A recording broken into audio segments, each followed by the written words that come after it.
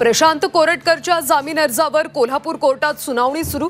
कोरटकरला VC द्वारे हजर केलं। कोरटकरचा तुरुंगातला मुक्काम कायम राहणार की दिलासा मिळणार याकडे लक्ष।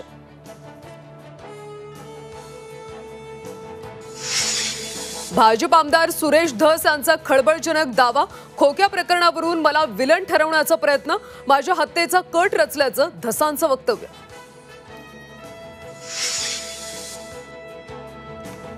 सुरेश धस आणि आमचा काहीही संबंध नाही, राजकारणामुळे आम्हाला अडकवलं जात असल्याचं सतीश भोसलेच्या पत्नीचं वक्तव्य।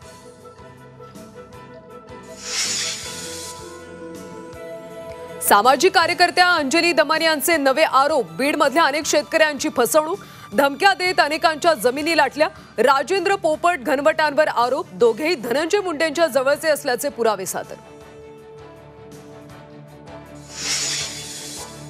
आदित्य ठाकरे घेणार थोड्याच वेळात मातोश्रीवर पत्रकार परिषद, काय बोलणार याकडे लक्ष।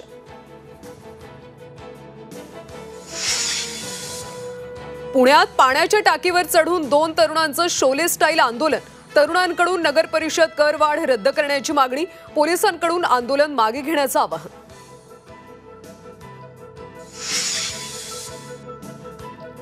रत्नागिरीत मोटरसायकलचा भीषण अपघात, अपघातात दुचाकीस्वाराचा जागीच मृत्यू। अपघातानंतर संतप्त ग्रामस्थांनी पेटवला ट्रक, महामार्गावरच्या अवजड वाहतुकीविरोधात ग्रामस्थ आक्रमक।